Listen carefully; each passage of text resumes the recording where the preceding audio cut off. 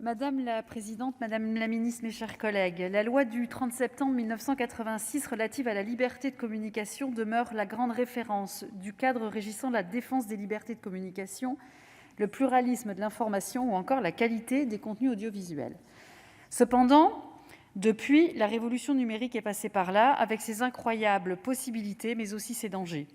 En effet, d'un côté, le monde numérique a ouvert un potentiel immense en termes de diffusion et d'accès à l'information. De l'autre, il a ouvert la porte à de nouveaux acteurs dont il faut réguler l'activité, ainsi que le développement d'usages malveillants qu'il faut contrer. Dans ce nouveau monde, l'équilibre des industries culturelles est bouleversé. Je pense en particulier à la question du droit de la propriété intellectuelle qu'il faut régulièrement adapter et protéger face aux évolutions technologiques. Ce droit est essentiel. Son respect est une condition à la fois de la viabilité économique de certains médias et de la survie de la création française. Nos collègues rapporteurs l'ont rappelé, le Parlement attendait un grand projet de loi concernant l'ensemble du secteur audiovisuel. Hélas, le premier confinement est venu stopper cette ambition.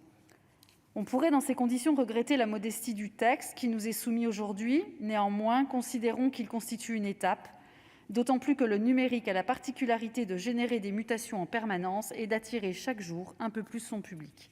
Près d'un Français sur 6 pratique déjà le tout numérique en matière culturelle. Netflix compte aujourd'hui plus d'abonnés que Canal+, et ce n'est sans doute qu'un début. Par ailleurs, cela a été dit, je rappellerai que la directive du 17 avril 2019 sur le droit d'auteur et les droits voisins et celle du 14 novembre 2018 sur les services et médias audiovisuels, dont nous avons approuvé la transposition en droit français, offrent des avancées notables, parmi lesquelles la contribution des plateformes en ligne à la production d'œuvres européennes. Aussi, mes chers collègues, le RDSE se réjouit des différents dispositifs proposés par le présent projet de loi qui renforceront l'arsenal existant.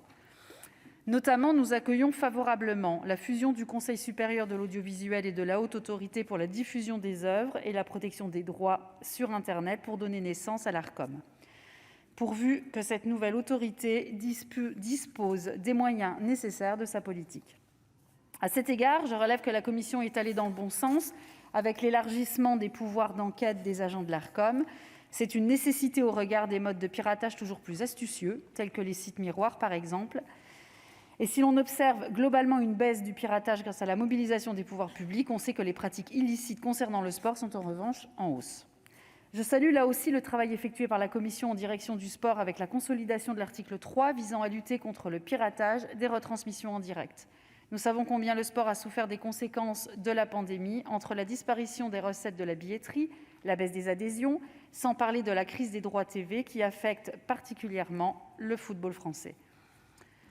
Le dispositif de protection de l'accès au public aux œuvres audiovisuelles et cinématographiques est également une bonne chose. Il semble trouver cet équilibre nécessaire entre le droit de propriété et la conservation du patrimoine français. Il est en revanche regrettable que la question de l'audiovisuel public soit absente du texte, malgré les quelques apports de la Commission. Il faudra s'attaquer à la place du service public, à son organisation, son contenu et son financement, si l'on souhaite qu'il survive dans un paysage audiovisuel de plus en plus pléthorique. Mes chers collègues, en attendant d'autres réformes qui seront inévitables, le projet de loi apportera quelques outils qui permettront de mieux garantir la souveraineté et l'exception culturelle de notre pays. Le groupe RDSE votera en faveur de ce texte. Merci. La parole est maintenant à Monsieur Jérémy Bacchi pour 5 minutes et pour le groupe CRCE.